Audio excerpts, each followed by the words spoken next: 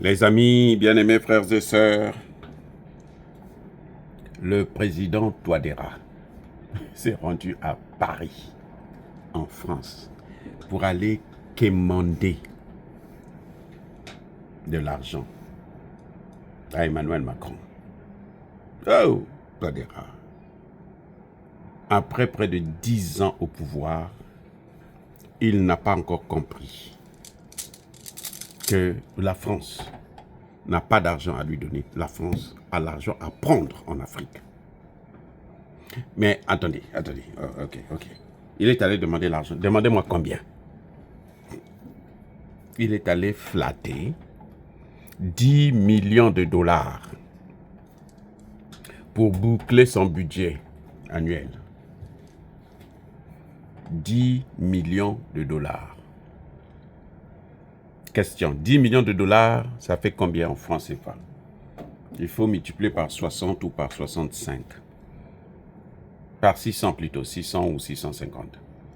Donc c'est entre 650 milliards de francs CFA. C'est ça qu'il est allé quémander.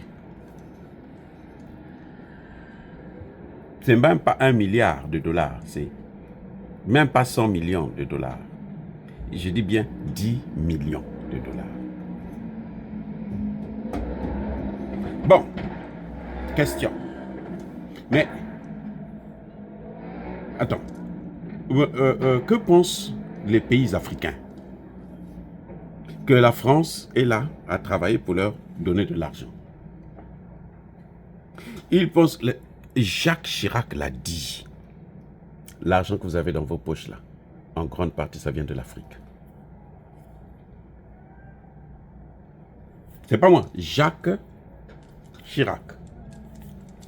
Alors, mais comment se fait-il que M. Touadéra, lui, qui a ouvert la porte au Mali, Burkina, Niger,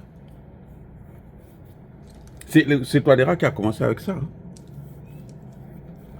C'est Touadéra qui a commencé avec le panafricanisme pratique.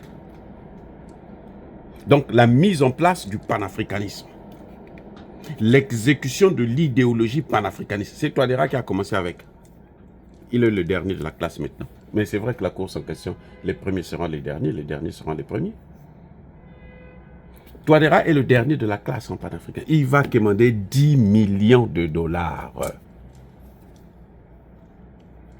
Alors que Assimi Goïta est assis chez lui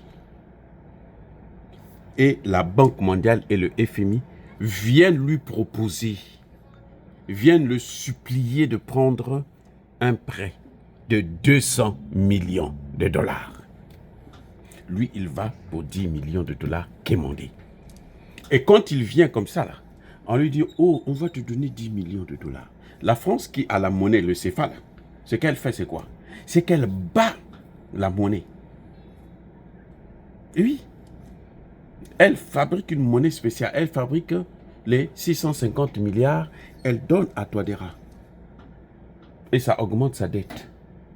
Et elle ne sort rien. Puisque c'est de l'argent qui est fabriqué sans aucune correspondance de la richesse du pays. Ni de la Centrafrique, ni de la France.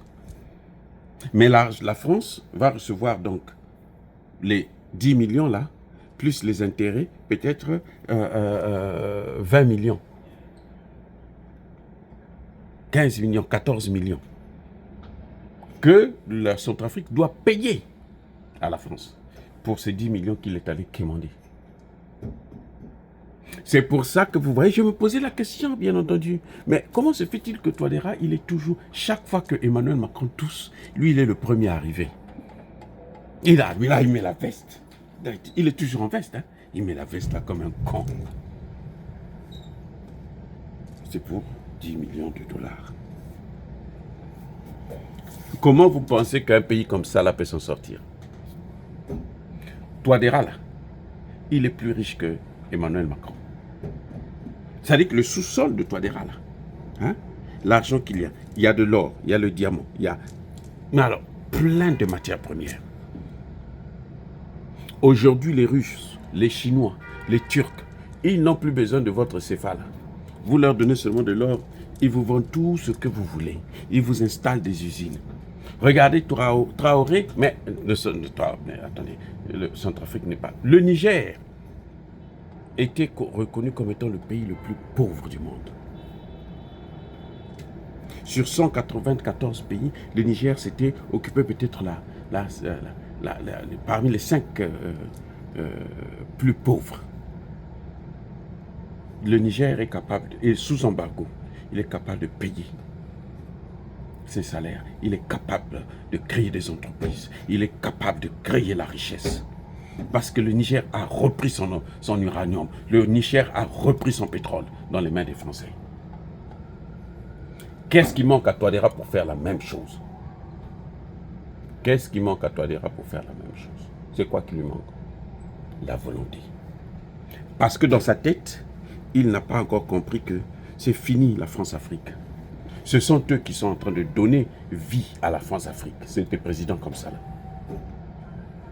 On l'a élevé, on l'a soutenu. Nous avons tous été là. Toute l'Afrique a bougé pour le Centrafrique. Et regardez maintenant ce qu'il fait.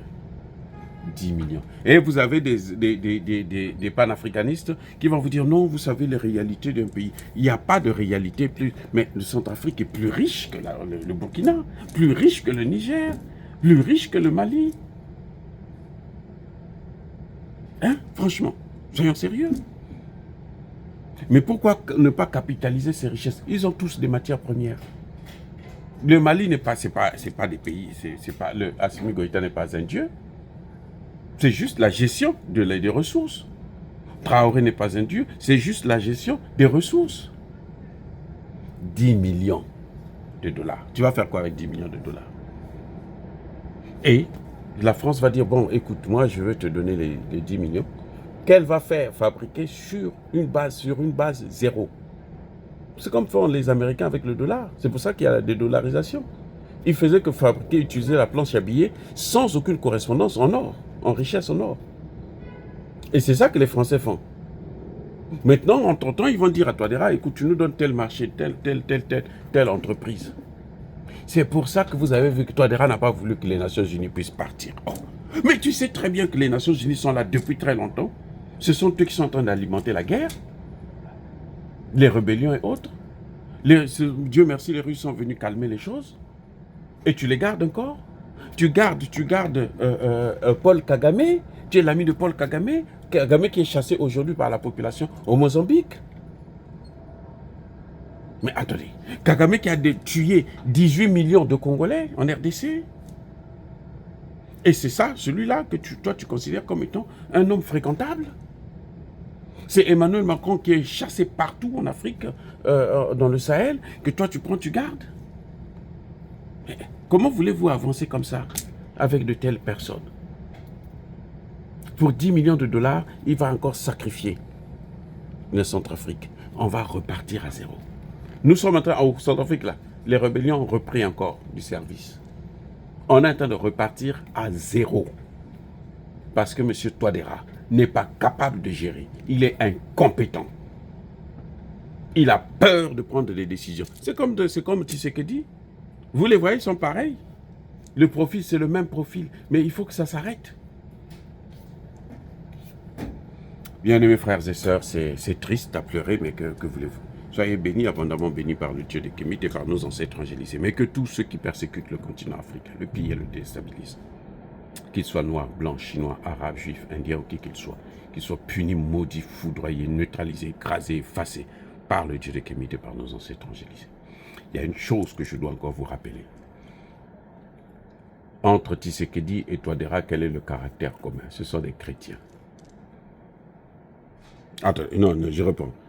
Quel est le caractère, le point commun qu'il y a entre Tshisekedi et Touadéra? Ce sont des chrétiens qui croient en Dieu, le Dieu qui nous a été imposé. Et regardez ce qu'ils font. Que ce soit l'un et l'autre, ils ont des pays, parmi les pays les plus riches au monde.